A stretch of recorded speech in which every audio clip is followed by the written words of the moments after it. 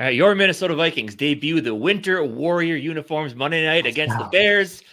Hopefully this one isn't a nail-biter like last time. Yeah, man, we got to step up at the end in this one. But of course, another show, another JJ McCarthy rookie card giveaway.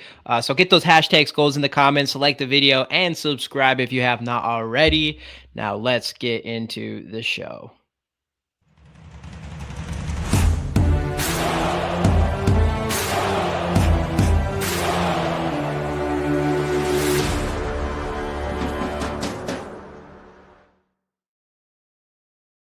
Welcome everybody to our pregame show here on GG Sports Podcast. Our every Thursday show where we look forward to this game, Monday Night Football against the Bears. Yes, I'll start out with the irony. I understand it's Winter Warrior game, and here I am wearing all black. I get it. It's not the right move, but this is the nicest sweatshirt I had, Vikings related, so I decided to roll with it. Whatever. But anyway, moving on from that, I just wanted to get it out there before other people call me out for it because I knew it was coming. But yeah, obviously, face the Chicago Bears again for the first time. Actually the second time in the span of 4 weeks. Monday Night Football. I've been excited to see these Winter Warrior uniforms as soon as they were announced. I went as far as to buy one of the helmets for display here when those were released, literally right after, as soon as it said they were making the uniforms and letting the helmets be purchased. I got mine right away. But yeah, man, I'm super excited for these jerseys. Been excited all year. Last year, when they've done the winter whiteout thing before, me and you both talked about how it'd be sick if they had a white helmet. They decided to go with it. It's going to be so great. And of course, playing the Bears, we all know what happened last time. The improbable finish ended up going to overtime. We're able to get the job done. And yeah, hopefully this game's a little bit easier. The Bears are kind of in a downward spiral. Had to change coaches. Obviously, it just doesn't mean I don't think anybody there believes that this guy's going to be here next year. It really does feel like this team's kind of quit. And let's hope that we can stomp on them this week and keep and not let them get the fight that they had last week. And we're going to have our 5 keys to victory of how we should do that. But yeah, what are your thoughts going into this?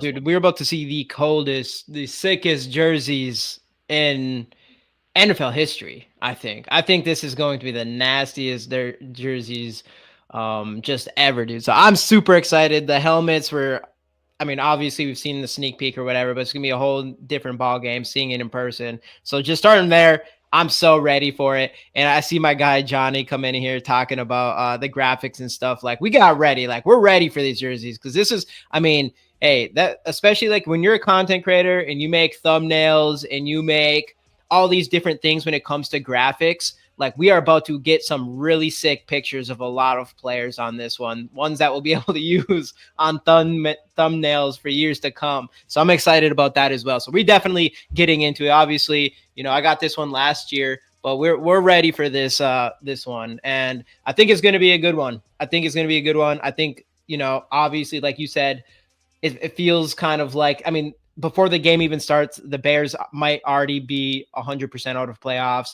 And you're just, if I'm them, you just want to make Caleb Williams as comfortable as possible and set him for success, like not let him get hurt, like all these different things. And this just feels like a game that we should like absolutely dominate. And it should be, and obviously not Soldier Field. So it should be an ass whooping, especially coming off high after this Atlanta game. Yeah.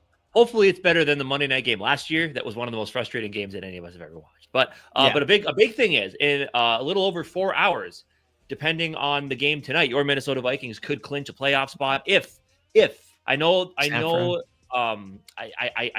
Rams are on a hot one right now. That offense is looking fantastic with Puka playing at full speed.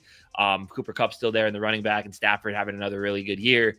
But if the 49ers and these NFC West games are always weird like that. I always pick the home team in my pick'em leagues because it always feels like, for the most part, the home team's going to win those matchups.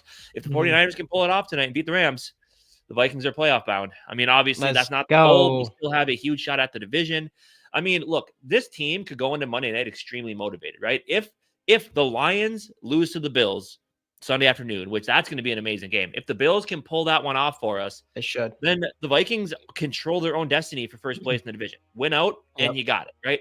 So the big thing is going to be, if we can get through Monday night, beat the Bears with the Lions losing that game, obviously it's a big if. The Lions are playing great right now, but the Bills are also, they lost in a shootout type game.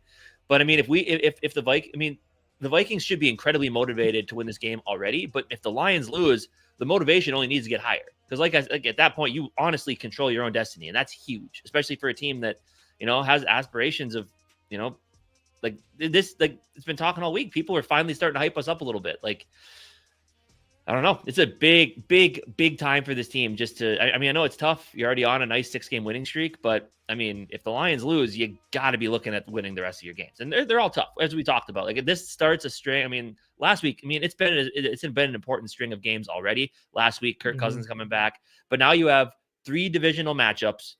One of them is on the road in Detroit, and then one more game you go to the Seahawks. That we've had issues in Seattle since I've been watching the Vikings play football. So tough stretch of game. I mean, it's a big stretch of games, and this is one that I hope that they don't. It feels like it could be trap gamey, right? Like, you have the uniforms, Monday Night Football. You're coming off a huge win against the Falcons.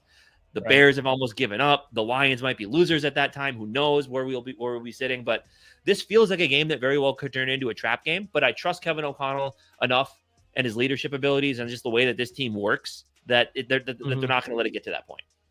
Yeah, and just to add to that, like, it could be a trap game, or this could be the game where it's like you're coming off hot, like, you're confident game, right? This could be a trap game. We have to take this any team serious as the NFL, but at the same time, like, you hope you come in here and you show a bad team that you're this much better than them, especially how that last one ended.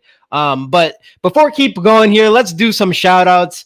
We got my boy Gary in the building right away. Let's go, Gary. Bleeding Purple is in here. We got Salid the Viking in here as well. Bob Swede. Who else we got in here? Mark Phil. I feel like we missed you last couple shows, something like that, man. Obviously no worries, but we're used to seeing you in here. Bite-sized Vikes, sick graphic boys. Hey, appreciate you. I already brought that one up. Skol Mafia. Bob, what's up, bro? Mark Phil, my guy. George in the building. Thank you, Casey. I received card last week. Hey, I'm glad you received the card. I believe, didn't you, or is it you or Bob Swede have one like back to back and have even more cards coming? I don't remember. But someone has more card coming. Bob Swede with the Air O'Connell all the way to the bowl. Let's go. That's what we're talking about in here. The world is going to see the sickest jerseys. Yeah, dude. 100%. My guy JD, Skol me up, baby. Hey, Skol brother. Skol. FT Maddie in the building. Hey, everyone. Let's go. Yeah, again, of course, everybody giving away the JJ McCarthy rookie card. So get the hashtag Skols in the comments, like the video, and subscribe. We have like 15 people in here and only 6 likes. So let's get some likes in this thing. Keep it on going here. Barber in the building. What's up, Jamie and Casey? And all in the chat. What's going on, my guy? What's going on? Darren in the building. What's up, Jamie and Casey? School, everyone. I'm ready for the winter whiteout game. I'll save my prediction for later. What, a 60-yard bomb from Will the Thrill. 62-yard walk-off. I mean, beat Greg Joseph in the whiteout game 2 years ago. I like it. He was the first one with helmet. The first one I saw with a picture of helmet in hand on the field. So, hey, that might be good luck. Let's see. We else? All right. I think we got everybody. I'll look at this real quick. What would you guys rather do? Sign Sam Darnold long-term, franchise tag him, and trade for him early first round? Or franchise tag him and trade him for an early first round pick? And who would you draft? I'd take Ashley Genie. So, I mean, we've talked about this the last couple of days.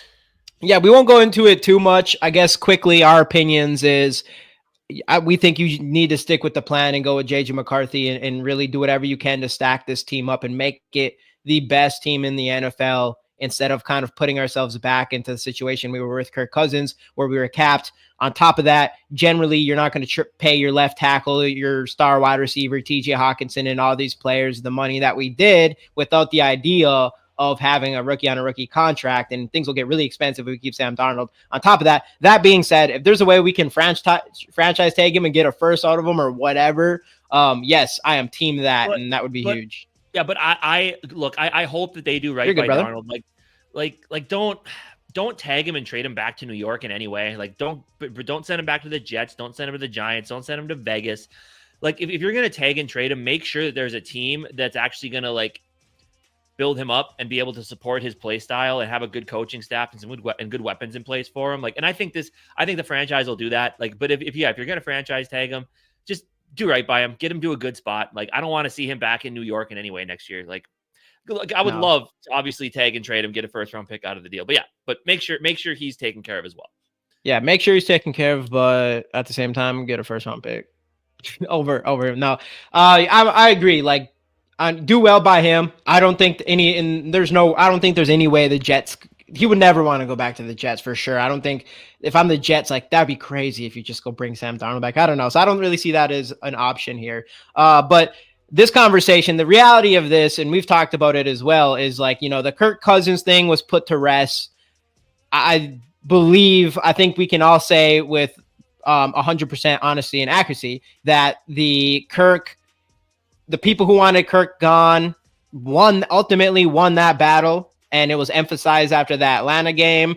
And that created this new way to divide the Vikings fan base. And it's going to be Sam Darnold versus JJ McCarthy. And that's just what it is. So this is going to be an ongoing conversation we're going to have all the way up until we figure out up until whatever happens in the offseason. So this is a conversation we're going to just keep having. So it's up to you. I could give a crap if the Vikings are in the position.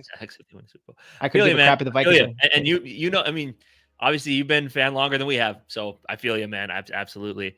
But yeah, I don't know. We'll see. It'll be interesting. But of course, because we Vikings fans can never just finally agree on something. We always have to try to find a way to sit and argue on Twitter, and that's, I guess, this is the next way we're going to do it, and it's going to be fun. Yes. I mean, that's just how it is. I always say Crazy hire was the right hire in showing it, and I didn't want polls from the beginning. Yeah. I mean, look how that has changed from 1 year. Everybody was on polls, you know what, and then the Crazy, the thing with Crazy is just the draft. Other than that, he has been a masterful GM, and I mean, even this year, just the whole thing he did with Cam Robinson was how often do you see that? Darisaw goes down, he goes and trade. What do we trade? A 5th rounder goes and gets Cam Robinson. Yeah.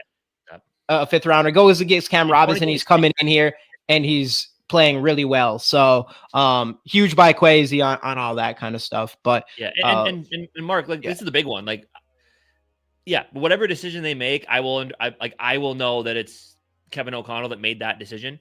And I think he has earned the right. He has earned the right and the respect. I think he's earned the respect of the fan base enough and the right to make that decision about who the quarterback of the future should be. Whatever he chooses, I think we fans should feel comfortable and confident knowing that he's making the decision that he feels is best for this team. So yeah, and the reality is, I mean, if you see how Sam Darnold is and Kevin O'Connell is like, we got to go with JJ McCarthy. Like if him and Quasi and all of them believe in that, I know people are saying that. I think the big thing about Cam Robinson is you just have to take a pay cut to play guard. And that's what people are worried. So he's too tall. He's just too big. You see a lot of those big guys try to move inside. It just doesn't work. What was I talking about before that? Kevin O'Connell. If we go with JJ McCarthy, it's obvious that Kevin O'Connell believes in him and believes that he can shape JJ McCarthy into what we want. And then on top of that, it's just like if you have JJ McCarthy on a rookie contract, the biggest thing for me is you're going into this offseason with $70 million. If you sign Sam Darnold, of course, you can kick money down the road, whatever, but that's going to take up 40. I mean, people are projecting 40 million. There's people saying 45 million. There's people saying all types of numbers now, but let's just go 40 million. If you're paying him 40 million and we go in this offseason with 0 cornerbacks, because not a single one of them is re-signed, is signed after this year, any of the starters anyways. With that same contract, we could go and get the 2 best cornerbacks in free agency. That by itself. And then, I mean, you literally could create the greatest, like one of the most talented, overall, just not a single hole on your roster type of team for JJ McCarthy if you have him on a rookie contract.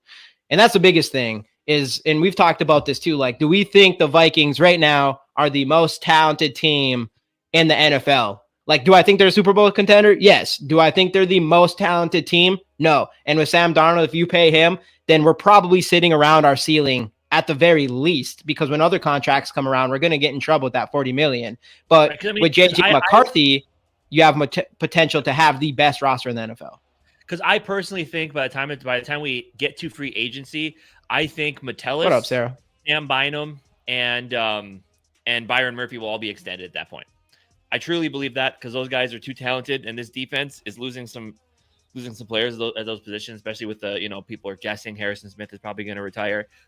I do think it was actually kind of hinted at as well in the field access from this last week on Vikings YouTube channel. So yeah, I see those three guys coming back. So that's obvious, and they're going to get some pretty good contracts too, I believe. So I do think that's going to eat up a significant amount of the cap. But I would say so. Talk to nauseam about this. We'll be talking about it all off season long. I mean, yeah. So we can keep going. So, yeah, but anyway, the draft pick though in the first round, it depends. It depends how free agency goes. If I think they should go corner in free agency, get me DJ Reed. I don't care what it costs, and then the draft to me, I would love to go defensive tackle in the first round, and then like running back in the third if we get a compensatory pick for Kirk Cousins leaving.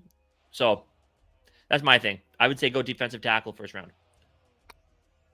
Yeah, I mean, if that's the case, there's not a lot of D tackles in the free agency, but draft picks are all pro overnight. The Bears have had some really good draft picks under polls. You should wait. I'm not really dumping on it, like the comparison between Kwesi and stuff. I mean, to be honest, Poles had draft picks fall into his lap, in my opinion, in trading back with that pick and all those different things that he did there. I mean, obviously, in my opinion, I'm like that was the most obvious thing ever. You just drafted Justin Fields, and now you have the number one pick. Of course, you're going to be able to. And then who was the guy in that draft? But Bryce Young. But he also set himself up by making the trade with the Panthers for them to get the number one pick. And he did get lucky. The Panthers were absolute garbage, and then he ended up getting the first overall pick again. Right, which there is some luck there. I'm not saying it's all luck. He could be good or whatever, but there is some luck there for sure. Like he was put in a really good situation to begin with as a GM. But obviously, we need to see a lot. I think Caleb Williams will be good. Still, he needs growth. Sure. Yeah. We're not seeing a ton of Ndunze. Yep. Yeah. So, anyways, he's been solid. But is he crazy? I do think. I do think they're gonna. If they don't get Ben Johnson, I think they're gonna make I think they're gonna make a terrible mistake at head coach because I think they're gonna go with the defensive guy again, and I just don't think that's the right. Not be Brian Flores. The right way for them to go with their coaching. But again, we'll see. Yeah, there's some guards and a center and cornerbacks in free agency, and we have enough money to fill all those holes. And there's not much for defensive linemen, but if we can go and grab someone in the draft there, right? Then we're set, dude. We literally are set. Yeah, and I think it's going to be much easier to find a starting defensive tackle because look, defensive tackle, all you got to do is hit the guy in front of you, stop the run, get after the quarterback a little bit. But when it comes to corner, it normally takes corners a year or two to actually develop into being a true blue starting corner. And I just don't think we can take that route this year. If your window is going to be the next 3 seasons, I think you have to find your way to get. I think you have to find your opportunity to get into the draft or get into free agency and get a top tier corner there. Someone who's already had experience and can just fit in. That's what exactly we're going to do. I don't think you can. You can, but I think it's tough to find a quality year one rookie corner. So I would rather them go the veteran corner and go rookie at defensive tackle, running back, and then find a guard or something in free agency as well. But we'll see. We'll see what they do. Let's keep on moving around along here, though. Let's go through some injuries. We've got, a couple things. Stephon Gilmore did not participate. I highly doubt we'll see him on Sunday, but everybody stepped up for us last week for the most part. I guess we got beat a little bit there, but Aaron Jones, Patrick Jones, and Andrew Van Ginkel limited. They're pretty much limited every single week. We'll see if Patrick Jones plays this week. And then you got Josh Oliver, who was full and played last week. On the other side, you got a little bit more here. You got Ryan Bates, concussion, did not participate. Jack Blackwell, Gervin Dexter Sr. And then, you got both DeAndre Swift and Rashawn Johnson did not participate. And, those are their first and second running back who did not run well against us the past game. But since then, we've allowed some rushing yards on us. So, if we play like their third stringer, that's not good for him. And then Travis Homer, full participant, but that's three of the running backs on the injury report. So that could be kind of tough there. Any thoughts on the injury report? Nothing too surprising. Hey, what up, Zoe? Skol, my dude. All right, well, let's get into our top 5 keys to victory. Obviously, this might be a blow. It should be. It should be. Get to our top 5 keys to victory. You know, we talked about a lot of this is the same. I don't know if anyone even remembers, but we talked about this just a few weeks ago. So it's pretty similar. It's pretty similar. But we'll jump into it again here. Let's get all this ready. Sure. But luckily, we haven't had to talk about turnovers because we didn't have a single turnover last week, first time in a while, which was huge. So that's why we took turnovers off and we added at number 5, close out the game. If there's one, and I see Casey laughing because he sees the player that I have on this graphic, and anybody else, if you know, you know, which I'm sure everybody in here knows, Johnny Munt.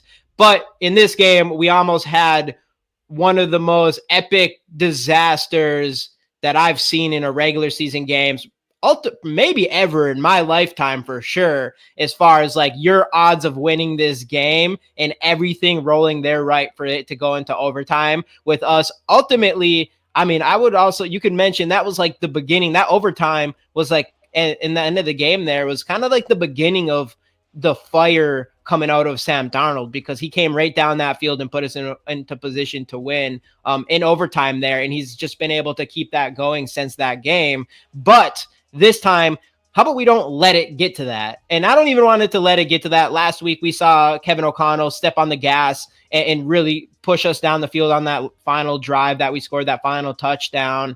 And I loved it. And I think we do the same thing against Chicago, and we don't even give them a shot to try to beat us. So for sure. What's your thoughts on just that whole thing? Before we go further, George, Niners for sure. Because if the Niners win, then the Vikings are in the playoffs. Yep. We need the Rams to lose that game. And yes, like T-Bass said here, the Rams, Matthew Stafford, veteran quarterback who's won a Super Bowl, Cooper Kupp, Puka Nacua, two-headed monster at receiver, Kyron Williams, really good running back. That defense has some pieces as well. Absolutely. Keep the Rams out of the playoffs, number one, because I do think, like T-Bass said, they become one of the most dangerous teams. And B, yeah, Rams lose and we're in the and we locked on a playoff bid. So that's exactly. So but yeah, I remember hopping into Bleacher Report after that game against the Bears, and my voice was almost gone because I was too busy yelling and swearing at my TV because we let the game get to that point. So close it out. Again, like you said, not at Soldier Field. Like, weird things happen in Soldier Field. This is US Bank Stadium. I don't want a game like last year either, where it's like a boring like field goal game where it's like, 9. You got to dominate. Like, let's just go out there. Let's do what we did against the Falcons in the second half. I mean, we've been having huge second half success as of late. Let's just go get it done, man. Let's just go get it done. Yeah, I mean, we're feeling high right now. And like you said, like, hey, don't let it be a trap game. But I don't know, man. This is when this really feels like we're about to just, and T-Bass mentioned it too, like that you're starting to see the fruits of the chemistry building with Sam Darnold and Jordan Addison specifically. There's another guy on our list here that I'll bring up, and he's the next one that I'm hoping, like, if he builds even a deeper chemistry with this third guy, which, I mean, that probably gives a lot away, then things will really open up. But the look what happened when he finally built that chemistry with he already built that with Justin Jefferson early. Yeah. Now he's built it with Addison, and things are really working for our offense because of it. Yeah, and obviously Addison with the injuries in and out, they didn't really get that time to work together as much as you would like to see. So yeah, I mean, it's and yeah, you're finally starting to see that Darnold trusts Addison on a lot of those deep shots that we've been seeing him throw, even when he's covered. So yeah, I think Darnold, like, finally, like, just having that trust in every pass catcher on the team is huge. Dude, 100%, 100%.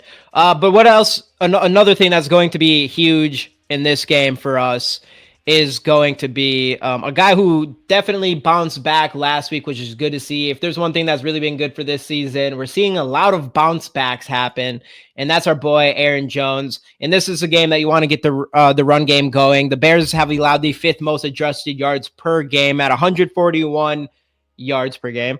So obviously, I'm trying to remember I probably should bring that up, how we performed against them last week.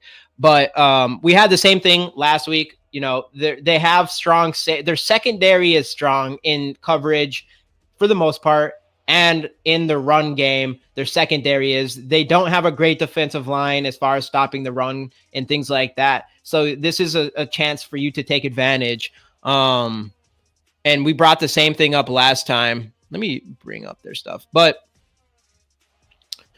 yeah, I mean, what's your thoughts on just getting Aaron Jones going and Yeah. obviously, opening up the offense that way? Right. And look, and we said it after the games where he had the couple fumbles. Like, that's not Aaron Jones. He's not a fumbler. He never has been in his career. And like, you could tell last week, and they said it on the broadcast, he was running with a purpose. And every time he got to contact, it was two hands on the ball, like basically clutching it to his chest. So he's over the fumbling issues, and I think he's finally back to being the Bandito. Aaron Jones that we What expect. up? The offensive line was opening up some holes for him. Kevin O'Connell didn't, he did get into a pretty, I mean, he's always been pass heavy, but he did kind of go away from it a little bit during that game. But near the end there, when we needed some tough physical runs, and not even Aaron Jones, even Cam Akers, they were able to get some first downs. I think Jones was running for like over 5 yards a carry last week. So Yeah. So Aaron Jones, it's a huge bounce back, and this offense, because Sam Darnold is an amazing play action quarterback. So when this offense can get to that point where the run game is working, that only opens up things for the pass game and Darnold and these receivers. this was a good game. So Aaron Jones had 20. I think he had a fumble in this one. Of course, he probably did. He had 22 carries for 106 yards and a touchdown. So he was. What's that? Bears? I thought he fumbled at the goal line against the Bears. Yeah, I think that was that the one early on. I forget. I think he probably did. But still ended up with 106 yards on the ground and a touchdown, as well as 3 receptions for 23 yards. So obviously we took advantage of that last time. And then this is also this is the game that Jordan Addison and TJ Hawkinson had. Like, that's when things really opened up for this offense, because Sam Darnold used them and other defenses had to worry about more than just Justin Jefferson. And this was a game that Jordan Addison went 8 receptions, 162 yards, and TJ went 7 receptions and 114 yards. Which we'll get into that a little bit more. But yeah, I mean, it's just one of the best running games that we've had all season was against this Bears team, and we just got to do the same thing. Yeah, for sure. This offense is at its best when we can run the football effectively. That's really what it comes down to. Yep. When they everybody just on Darnold just standing there in the backfield. Right. The JJ McCarthy rookie card. Get the hashtag Skols in the comments, like the video, and subscribe. All those good things. But keeping it on moving, I did move around one spot here. If you'll notice, Vikings secondary versus their wide receiver trio. Last time we played them, DJ Moore had 7 receptions, 106 yards. Keenan Allen had 9 receptions for 86 yards. They each had a touchdown. And then Ndunze had 5 receptions for 39 yards. And we have just been not great. For some reason, my Doberman page is really liking this last year. She's actually, hey, we're dog friendly around. We're dog friendly around here for sure. But yeah, so we had this at number 2 last time. We ultimately couldn't handle number 1, spoiler alert, to get after Caleb Williams. We were able to let him use the legs, get out of his pockets, and use this trio that really did eat us up. And we have been allowing a lot of yards in the passing game in general. Teams are pretty much getting down the field at will on us every game. It's just once they get into the red zone, we really step up. I'm pretty sure we are up there with, if not the best red zone defense in the NFL this year so far. I believe we're at least up there. But we're letting teams get there over and over again. So obviously that's not good. And we need to stop these guys. And it showed last time that we allowed way too many yards to these receivers, all 3 of them. Right. And I think is it RAP in the building, my guy. What up, dude? I think Odunze had 2 touchdowns last week. I'm pretty sure I heard. And yeah, and they ripped us apart in the pass game. And honestly, this defense, opportunistic, yes, they do find ways to confuse other offenses, sure. But the last few weeks we've been getting monster yards put up on us. And again, like we said, like that's this team. I think Flores has done as good of a job as he can, like masking some of the major holes that are on this team. But like the Bears know how to exploit our defense, and I think a lot of teams are starting to kind of figure that out. Again, it's a Flores defense; they're gonna make hay when they can, but we still have given up a lot of yards. And let's be like DJ Moore, Romo Dunze, even Keenan Allen at his older age, they're all still incredibly talented players. So yeah, man, and I think our secondary is gonna have to hold up well, and I mean, we have in spurts this year, but not consistently enough to where we can feel like really comfortable with it. So yeah, this is going to be a big one. This is going to be a huge one. Yep. And Nudie did play. He had like 6 snaps, and he did solid. I think he had 6 snaps. I think he ended up with like a 75 PFF grade or something in those minimal snaps. So I really liked his little interview that he had. He just looked like super, I don't know, super grateful and happy, I guess. He just seemed like just a guy that, Kevin O'Connell likes type of thing. So I'm still super excited about Nudie. I hope we just keep seeing more and more of him. And, hopefully this is a game that we dominate to the point where we get to go see all those undrafted guys. We should be able to see some Gabriel Murphy. Last week we saw some Bo Richter.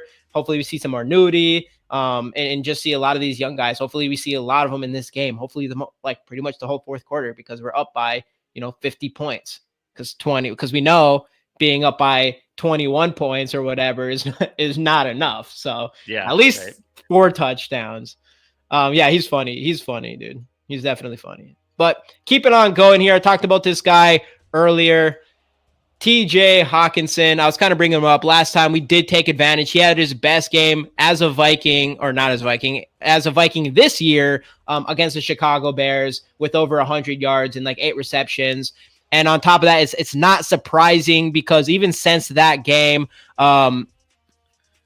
Chicago's defense is pretty much the worst defense in the NFL against tight ends. They allow the most yards to tight ends this year and the second most yards after the catch. So if there's one thing you really want to exploit in this game, and something that worked really well last time, is going to be feeding TJ Hawkinson and taking advantage of probably their biggest weakness on the team, specifically on their defense this season. Yeah. And obviously I mean, every team's going to plan for TJ Hawkinson. He's one of the, top 3 tight end in the NFL. But the big thing is and I think he could have a huge game this week, because if you think about it, the last time the Bears played this team, right? Addison and Hawkinson went off. Finally, Jefferson had a huge game this last week, 130 yards. Evil. Him and Addison both with 130 and 2 touchdowns. Addison had 3. So, I mean, if you're the Bears, you're looking at that. And I think your main focus on defense is going to be stop Justin Jefferson, stop Jordan Addison, right? So I see this. And Hawkinson, of course, the last couple weeks, the yardage hasn't been there, but he's had some huge first down catches. And, he's been that over the middle receiver kind of on the short passes that we didn't have when he wasn't here. But I think that the Bears are going to be so focused on stopping Addison and Jefferson that I could see Hawkinson having a huge monster game this week. So, and like you said, their defense not great against tight ends. So I think this whole thing is adding up to what could be a huge week for TJ Hawkinson. Yeah, and I think it is. So if anybody can get them on their fantasy teams, I feel like this is probably a good week to use them. He hasn't been very consistent there so far. I mean, coming off his injury and all those good things and building that chemistry. And this is what I was talking about earlier. Like if Sam Darnold gets a little bit more chemistry built, and he does good with Hawk, but there's a little room for improvement there, I think. And once that really starts clicking, then especially before playoffs, I mean, come on, watch out. Yep, for sure. Going into our last key, or our number 1 key to victory, which was exactly the same as last time, and it should still be the same, is pressure Caleb Williams. Obviously, Caleb Williams has allowed him, offensive line, whatever, the most sacks in the NFL with 56 by like 10. And I think we got to him once last time, something like that. What was it? Or no, I think we got to him a couple times at the end there. At the end, yeah. Yep. Yeah, that's what it was. So yeah, at the end we got like 2 sacks. They gave Andrew Van Ginkel 1 for him running out of bounds behind the line of scrimmage. So yeah, we just ultimately could not get him. Our offense, I mean, we've been struggling to get to the quarterback in general, where you just don't really get a lot up the middle. Redmond, everybody's talking about Redmond. He has kind of come in so far and kind of give a little bit more pressure coming from the interior defense. And that has been nice to see. He has like a bunch of tackles for a loss since he's played. He has some blocked passes and things like that. So hopefully that does change some things with him on this defense this time around against Caleb Williams, because we do need to bring the pressure. We need him to make mistakes. And ultimately, like, on top of all of that, I mean, they rank last? They rank last in the NFL in total offense. And last time we played against them, we allowed, what was it?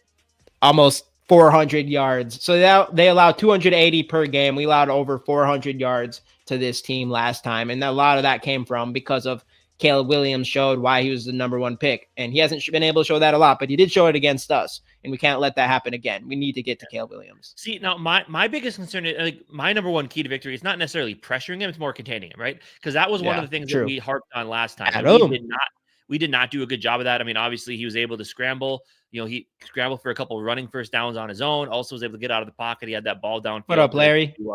To DeAndre Swift. I mean, that's my main concern. And obviously Ivan Pace, I believe, this is the last week of his. They can open up his practice window next week, I think, from his IR stint.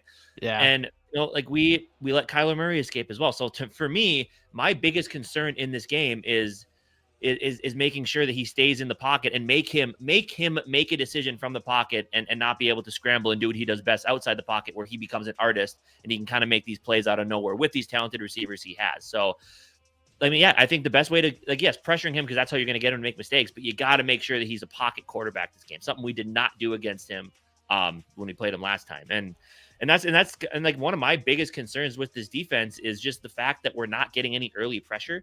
I mean, because that's the thing, even if a young guy like Caleb Williams, but if he has the time to stand there tall in the pocket and make decisions and make throws, sure, like they might open him up with some easy, quick passes, which is something that a lot of people do against our defense.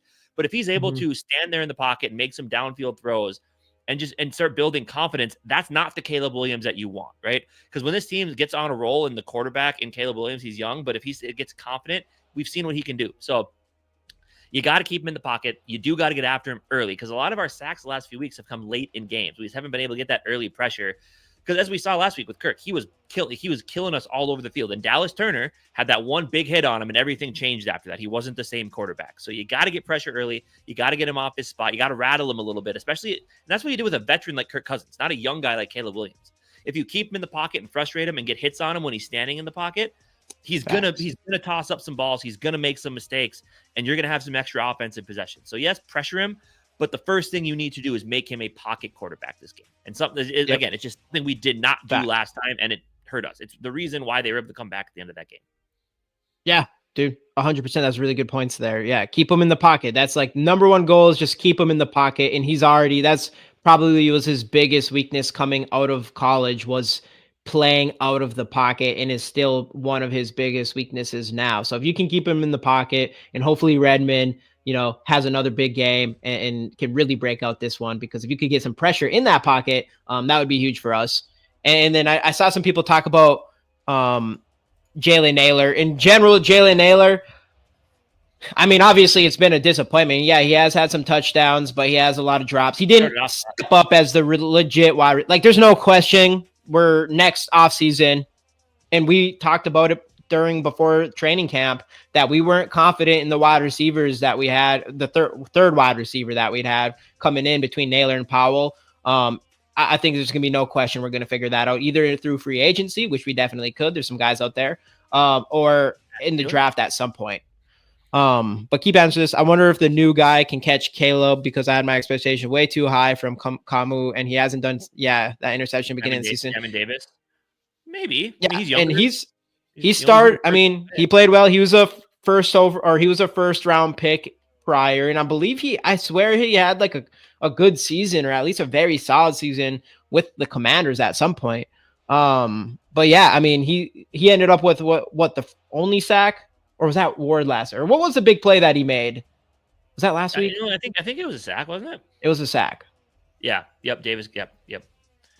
Yeah, Davis got our only sack. Yeah. So he made a big play last week. So yeah, hopefully we see him out of more. Yeah, Camus hasn't really stepped up as much as we were hoping after we saw him replace Ivan Pace Jr. in that one. Or no, Blake Cashman, in those one games. So,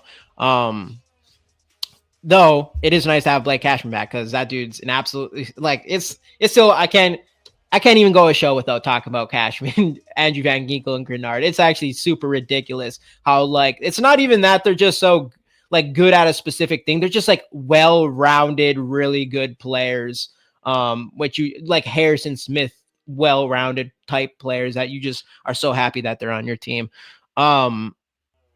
should have gotten Thielen. Yeah. The hard part is I just still don't. I'm not. Maybe now he'd be open to be a wide receiver 3, but he left because he didn't want to even. He barely even wanted to be a wide receiver 2 when he left completely. So that's the thing with Thielen is I'm not convinced. Maybe he would come back and just be like, hey, I'm older now. Like, let me be a wide receiver 3, and I'll take him if he accepts it with fully accepts it, because he'd have to behind Addison and JJ. 100%. He left because he didn't want that role. Yeah. Again, everybody, JJ McCarthy rookie card giveaway. Get the hashtag Skols in the comments, like the video, and subscribe if you have not already. Yeah. Adam, make no mistake, you dick is literally just that small. It's not cold shrinkage. Yeah. Hey, Adam, I don't know if you want to go to this whiteout game. It might be a little bit too cold in there for you. Anyways, let's get into the gauntlet here, huh? Boom. So anybody who's been in here before or hasn't, we get 30 seconds. Oh, I kind of messed up that. Is this the right? This is the right gauntlet. Yeah, messed up the logo there for a second. We go through each one of these topics. We each get 30 seconds. We got Tom Brady. If anyone doesn't know, Tom Brady came out and said if there's one wide receiver he'd want to play with that's in the NFL right now, it would be Justin Jefferson. Darnold winning Offensive Player of the Week. Our Vikings Super Bowl contenders. We've had this one up a lot. We've kind of been up and down with that. And then, of course, this game specifically, biggest concerns, X factors, and our bold predictions in this game. Take this one off for a bit. And yeah, I mean, I guess just let me know when you're ready, Casey. Yeah, I'm ready. Let's roll. All right. So 3, 2, 1. Yes. So Tom Brady said today, if there was one wide receiver he could throw to in the NFL right now, it would be Justin Jefferson. His reasoning, he said Justin Jefferson, obviously, I mean, we all know Justin Jefferson is a really good receiver, but he said he can play every wide receiver position there is, good hands, easy to throw to. But I think a sneaky thing could be that he just doesn't complain. Like we're seeing A.J. Brown, the drama between him and Jalen Hurts. Deebo Samuel going to Twitter to complain about not getting the ball. Jamar Chase has done it before. Justin Jefferson just doesn't do that. So I think, and Tom Brady likes that. He likes guys to just do their job and go out there and play football. Yeah, and coming from Tom Brady, you know Tom Brady, he knows good receivers. I mean, he didn't get to play with a ton of them. I mean, a couple of years, Randy Moss, and then, I mean, he's had some good ones. He's made a lot of good careers out of those, but he knows a good pass catcher when he sees one. The big thing is, though, I'm saying we go with JJ McCarthy, but worst case scenario, in 3-4 years, we grant Tom Brady's wish and we go grab the 50-year-old quarterback at that time and give one last shot to win the Super Bowl. Maybe, you never know. Though he's the owner of the team now. I don't know if he could actually do that. Yeah, I don't think he can. But anyway, just keep it on rolling here. Boom. Darnold, obviously, NFC Offensive Player of the Week. I mean, well-deserved, 347 yards, 5 touchdowns, no interceptions. Ever since that Jaguars game, he's been playing like a top-level quarterback. I mean, easily should be a Pro Bowl quarterback this year, like a first ballot Pro Bowl, not any having to be replacements. But I mean, I think, and he's finally sneaking his way into the MVP conversation. His odds are finally better than Jordan Love's, and well deserved. Like, I don't think he's going to win the MVP, but he needs to at least be mentioned with how well he's been playing this year, with how little expectation he had as well.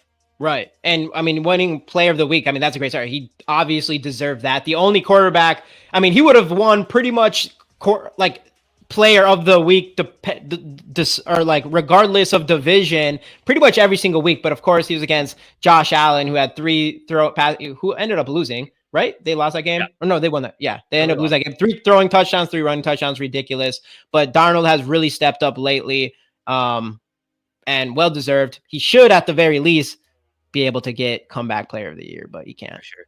All right, it's Vikings Super Bowl contenders.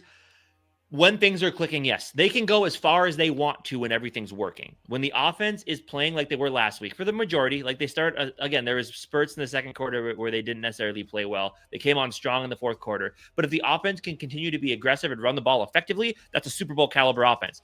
The defense, it depends on which version of the defense you get. If you get the one as of late, I don't think it's good enough to carry you all the way through. I mean, yes, they're opportunistic with turnovers and they have pieces, but I don't know. Remains to be seen. Yeah. I mean, I would say I definitely think that they are a Super Bowl contender. I mean, they're the top 5 team. record-wise. At this point, in talent in general, like, yeah, we've had stretches where we're winning ugly games, but you're just still beating teams every single week that you should beat, and you are doing that, and that's what good teams do. Like we talked about before, the offense is really clicking, and we do have a legit Super Bowl offense, and you still do have a defense that have not been allowing a lot of people to score in the red zone, which ultimately it's about not scoring. Yeah. All right. Biggest over. concern. Yeah, go ahead. I know, sorry. I'm like going over a couple seconds on every single one of these. But let's get it. 3, 2, 1. Biggest concern. My biggest concern is this turning into a trap game. I mean, like I said, you came off, the Kirk Cousins thing is over, right? You beat your old quarterback coming back home. After this game, you go to Seattle, place you struggle. Home against Green Bay, tough team. At Detroit, that's going to be huge, especially if Detroit loses on Sunday afternoon. I could see this being one of those games where they're like, oh, it's just the Bears, whatever. We have so much out in front of us. We control our destiny to win the division. And I could see them slipping up against the Bears, plus all the hype with the whiteout. So my biggest concern is that they no trap games. I do believe, though, Kevin O'Connell will keep them focused. Yeah, my biggest concern, of course, is just Caleb Williams. And they, like I said earlier, they got us for over 400 yards, even though they're supposed to be, arguably the worst offense in the NFL based on yardage. And we got to contain him. If not, just even besides that, it's just the way that we're letting teams come down the field on us. Like, it's nothing since we've played the Bears team. It's scaring me. Like, eventually people are going to score. I'd rather them not even get 3 points, let alone touchdowns. But yeah.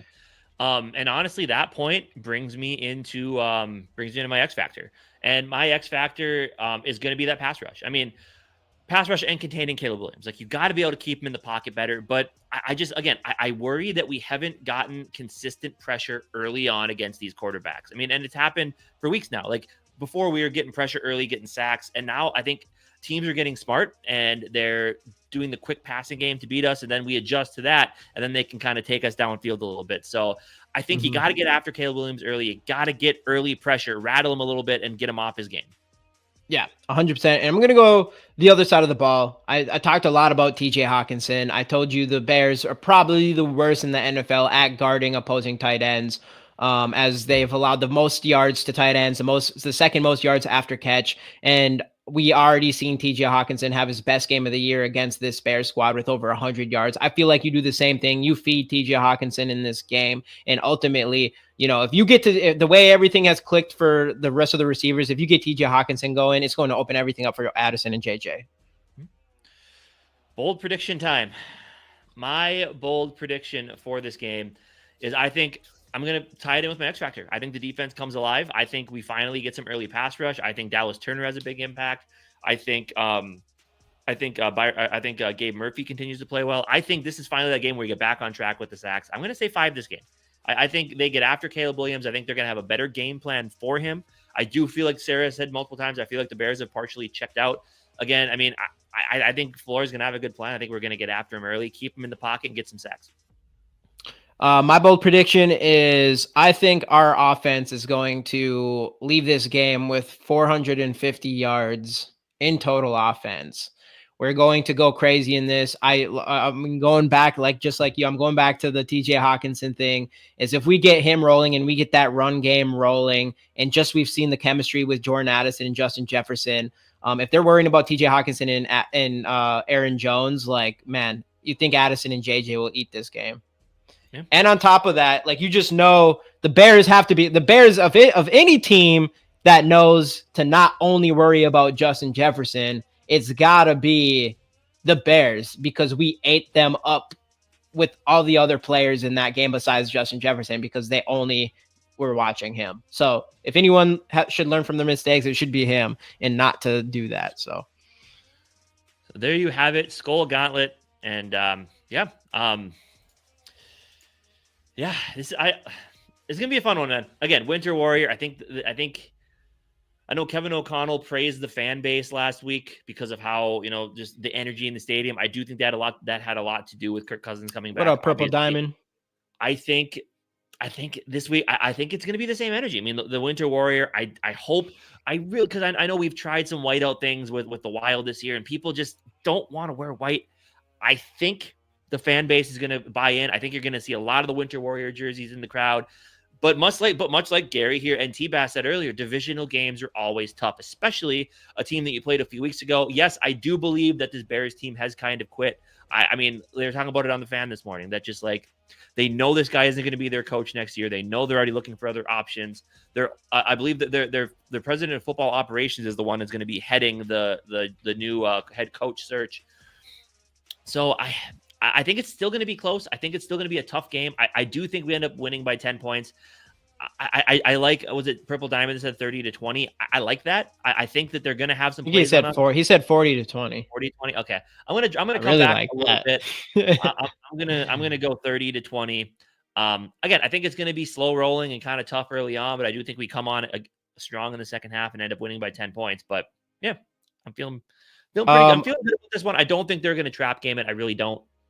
No, I don't. I think this is going to be an ass whooping. And yes, it's a divisional game against a team that, like Sarah said, like you said, like this team feels like it's checked out. It's just about keeping Caleb healthy and things like that. And I just, the way that this team is coming around, like we aren't even the same team that faced that Chicago team. Like that was the team, that was the game where it was like, oh, we do have other playmakers besides Justin Jefferson. And then since then, we've been using that. And now we're going back into the game that's at home. The last game was in Soldier Field in a game that we easily should have won. It's just we had, I mean, pretty much everything you could possibly have wrong at the end of a game happened for us in that one and brought it to overtime. I do think we're a lot better than them.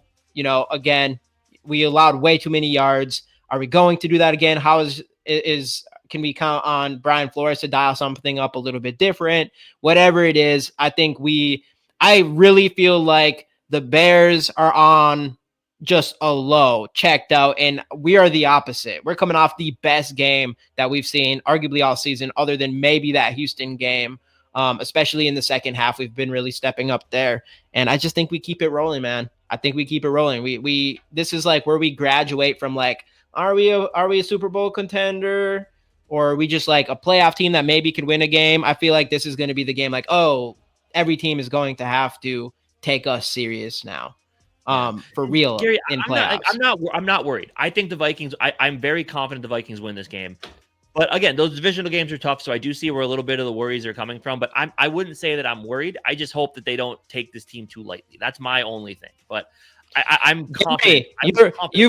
Gary, you've been worried like every game, and we're up. We have 11-2. Our record's 11-2. A few weeks back, that was he did say worry about every game and hopes that that's what's right. Okay. Good culture. I like. Yeah. Well, you were right. I think the Lions game you were which was fair. This one, there's just no reason why we should lose this game at all. And even last time, it shouldn't even have got to where it did. And there's no reason for us to even. I mean, we're playing at home. I mean, everything else is even more in our favor this time around, compared to the last time. Like playing at home, you know, us coming off of a big game with a lot of confidence. Obviously, you can worry a little bit about being too high and, you know, not taking them serious enough. But the big thing is man, it's just that whole thing. I mean, they lost their head coach. They didn't call the timeout thing. Like, it's just a mess over there. It's just two different dynamics now. I mean, this ain't even the same Chicago Bears team that we've literally different head coach. Like, it's been a dumpster fire since that loss to us. It feels like even worse of a dumpster fire. So I don't know. I'm not feeling good, but that's my mood. Yeah. So Gary, yeah. I mean, keep doing your thing, Gary. It's working. It's working. So score predictions though. I'll have to give the score predictions.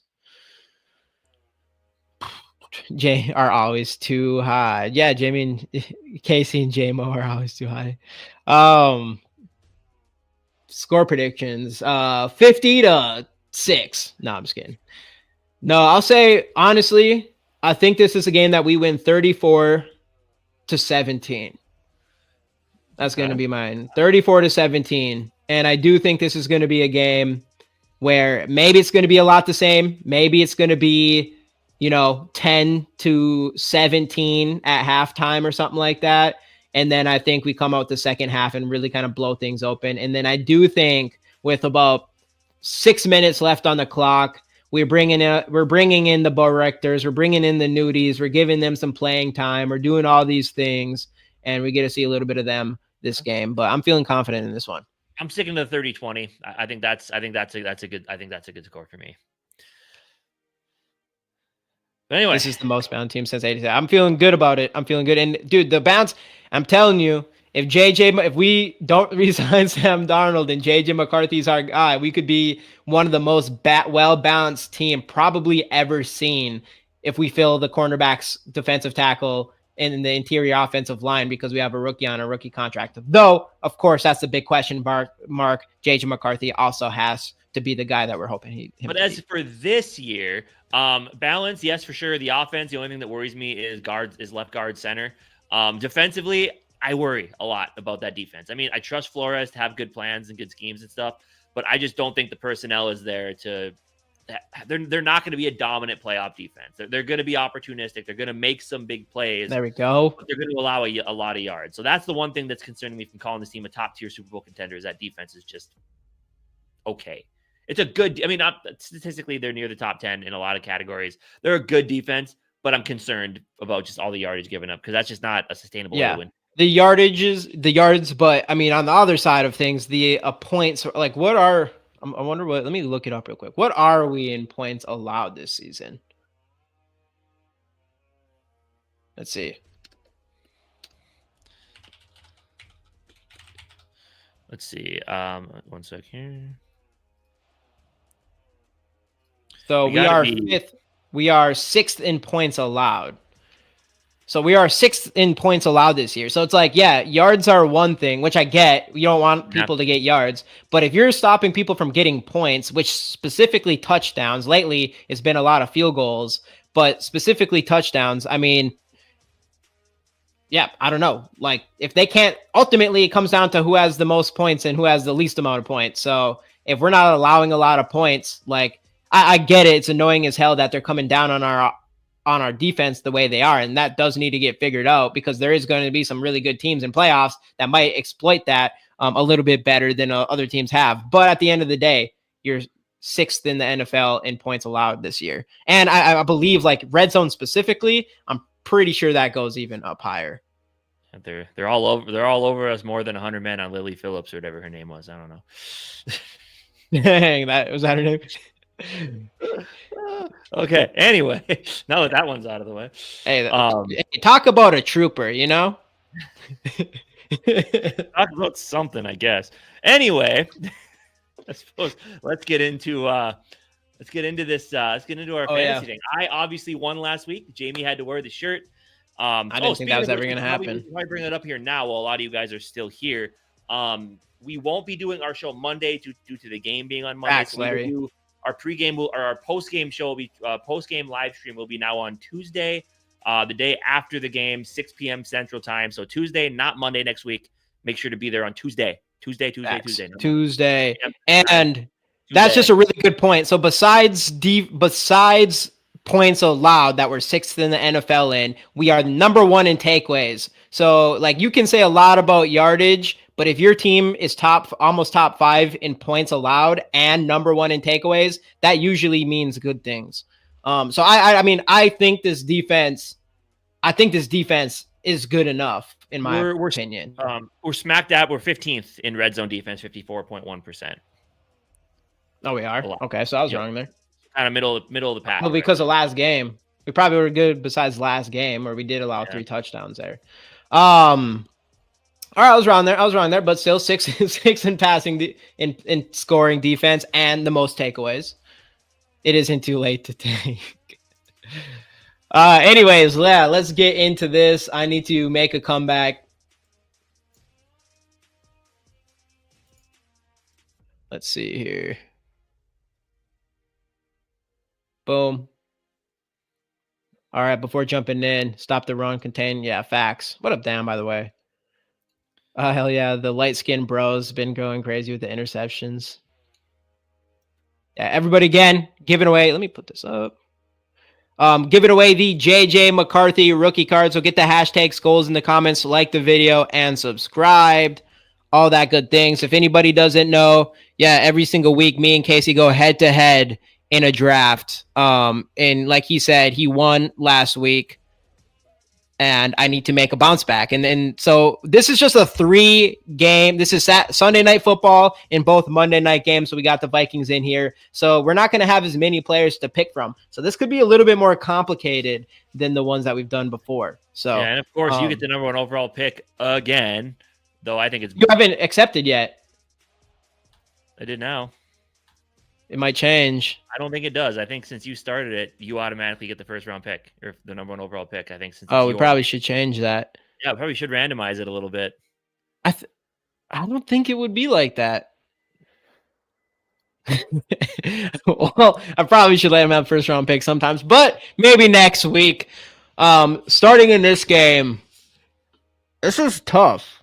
Draft starts in 45 seconds. Yeah, we'll have to check that. Isn't it really that tough though? I mean, I've got a couple plans in place for depending on what you do, and I think I know where you're going to go with this. So, wait, Desmond Ritter. Is this like afternoon games too? No, just Sunday night, and I'm dumb. This is like being first on this one ain't like. I mean, I don't know. Again, I think I know the direction you're going to go, but I have a plan. If that's the way you decide to go. I'm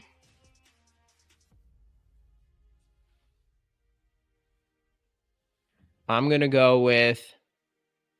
Oh yeah, he's already started. All right.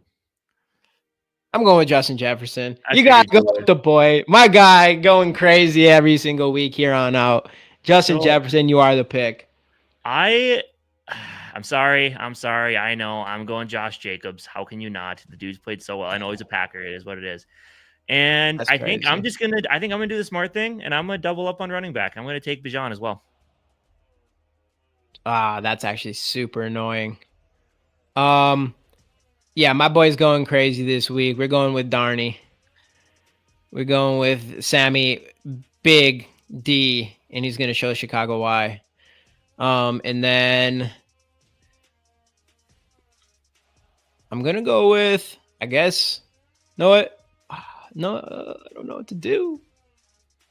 I'm gonna go with Aaron Jones. All right, I'm gonna do a bit of a hedge here, a little hedge in our bets with what you got going on. I'm gonna take Jordan Addison in hopes that he really shines in this game. Mm-hmm. And then now here's where it gets tough for me because I mean I can wait on quarterback because you have your quarterback already, so I can wait.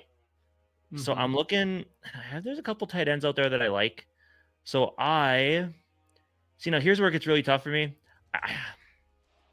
I think I'm gonna have to go. I think I gotta go Drake London. I don't love it. It's not bad though. I probably could have taken a Bears receiver now that I think about it, but I don't know. What Kenneth Walker's a little risky, isn't he still a little dinged up? Let's see. No practice. I mean Charbonnet, but if he ends up playing, then you're kind of screwed. You have 12 seconds, so you know. 12 seconds. How much do I have now? 7? 7, yep. You got to make a decision. I was talking a lot about my boy, but Brock Bowers is absolutely fed over there. All right. Well, I'm going to see. So you got the quarterback, right? So whatever decisions he makes, it's only going to help me. So I'm going to go TJ Hawkinson as well. I'm going to double down. I'm going to say they had those two were fearsome against the Bears last time, right? So I think they're going to they're going to have the same type of impact. Do I do it? I'm taking Kirky, but no, I can't. He hasn't thrown a touchdown. Wait a second. Did I? And I'm going to did take Walker. I know I'm going to get a lot of hate for this. I'm taking Jordan Love. Dang. Because, that's crazy. I ain't taking no Packers. And you took 2 of them? Kirk hasn't thrown a touchdown in weeks. Dude, I didn't want to take Walker, bro. I swear I clicked draft in time and they screwed me over. I'm already going to lose this game. I'm not feeling good about this team unless Justin Jefferson goes absolutely crazy. This is going to be stupid probably, but I'm going. Oh, no. Wait, what? Remember, it did that before. I think he got him. Who are you trying to grab? Max. Charbonnet. Can I was you? going to 'Cause double down. I thought you have to have one running back or one quarterback, two running backs, two receivers, and a tight end. I think you have to have all. It might have been. So I probably just auto drafted Jacoby Myers, which would have been my other pick probably, or JSN. I don't even know. This one was messed up. I didn't like this. I didn't like this one, but that's all right. I'll still take the W. I'll still take it, dude. All right, let's see. I want to see what my final team looks like. Oh, I mean, I might be letting. So I got Myers. Okay. So, I mean, pretty much if Walker doesn't play, which I'm guessing he doesn't, which was really bad, I might be wearing that shirt again, but I can't let Casey go on a streak. That'd be crazy. It's not happening. It's not happening. I just can't. We'll see. All right, everybody. Let's get to the giveaway again. Giving away. T-Baz, you have Jamie's number. I'll forward you some picks. T-Baz, you have Jamie's number. I don't know if he does have my number. Is he? Well, you get the duck race Maybe. thing going. I drank this beer too fast, so the bladder's filling up. You go get the names. I'll be right back. Facts.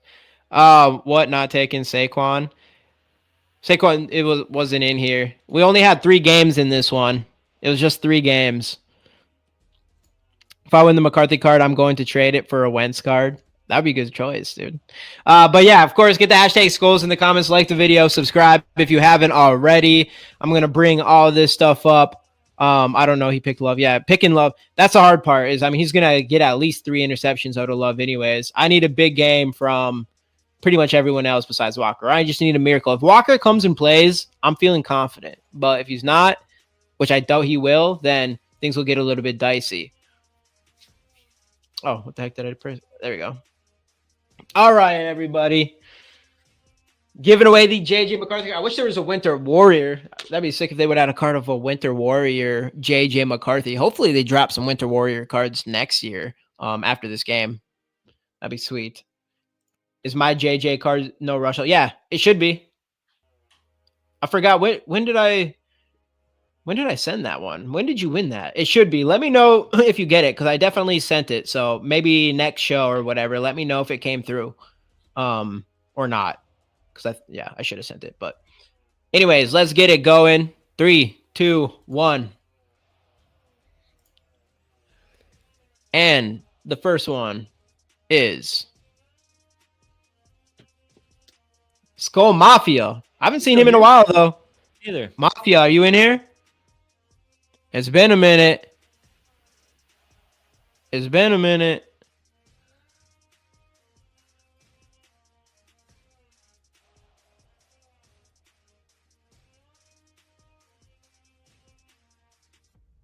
Mafia. I guess roll again. We'll remember he's here if it gets to that. Yeah, I haven't seen him in a minute. It's my guy. He's got a JJ McCarthy card, I think. Is my sign Randy Moss game day jersey on the way? Yeah. Speaking of that, how about that whole thing, man? Like, obviously, I don't even think we talked about the whole Randy Moss. Obviously, something bad's going on, but then Larry Fitzgerald came out and dropped that he had liver cancer, and then Thaddeus Young or Thaddeus Larry Fitzgerald Senior said not the Larry Fitzgerald we all know. Oh, it's his dad. His dad's a reporter. Yeah, he. Oh, okay. Yeah, no, it wasn't Larry. That's what I thought for a second. No. Okay. Still, either way, he came out and said that he had liver cancer, and then Thaddeus Moss came out and said that wasn't true to Brett Favre, because Brett Favre said some stuff. So yeah, I mean, definitely stuff like that, man. You better be like pretty confident, but you probably shouldn't be saying that till he's. I mean, obviously he didn't tell us right away for a reason. So like, respect the privacy. We respect privacy in that moment. Come on, people. Be better. Bleeding Purple, by the way, my guy. Are you still in here? He is here. Yes, we are good there. Let's go. So we did not see Mafia. Okay. All right. Keeping on going. Boom. And the next one on the list is George Blunt. Yep, I see him. He's in here. Yep.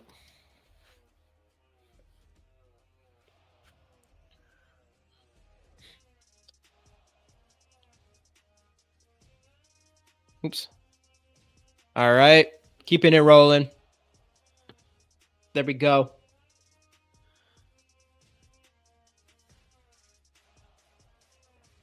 What we got? What we got? Boom. FT Maddie. FT, you're in here. I see you. I'm assuming that you're still here.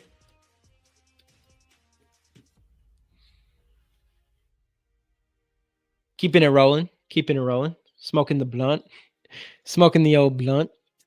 All right, what we got next is for our fourth one. Boom. Larry. Larry, are you still in here? I don't know if you are. It's been a minute.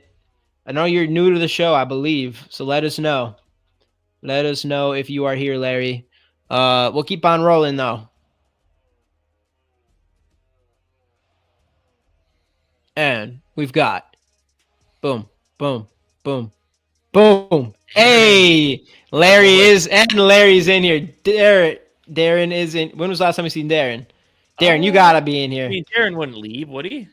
No, I don't think so. We'll see. And we do got Larry. Right? Let's go, Larry. Let's go.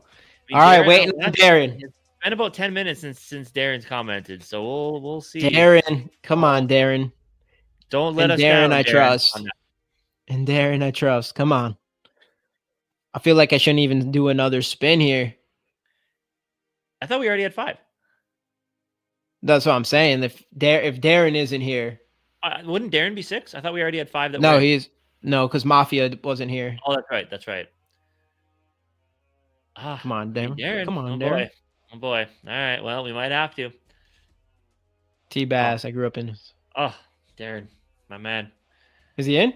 No. All right. Spin again. All right. We're rolling it. Sorry, Darren. I'm in, Gary.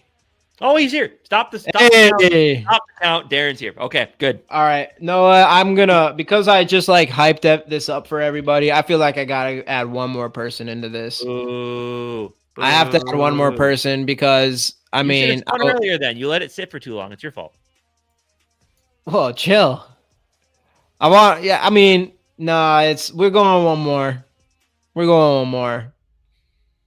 Boom. JD. I don't think JD's here. JD, are you here? Doesn't look like it. It's been a minute. It's been a long time, JD. If you say, hey, I'll let you in too. If you say you're here before I start this thing. Boom.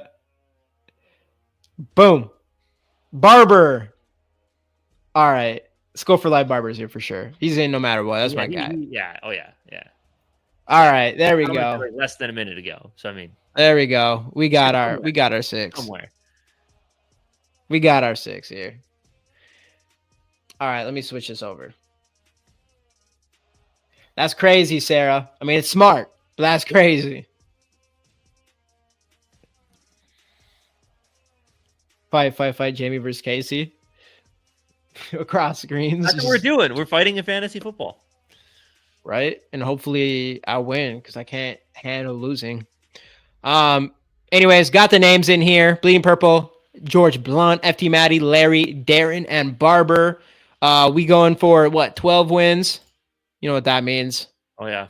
1, 2, 3, 4, 5, 6, 7, 8, 9, 10, 11, 12.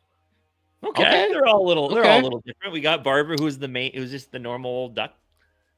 Yeah, and Larry, I don't know if you've ever been here before, but whoever wins this race wins the card.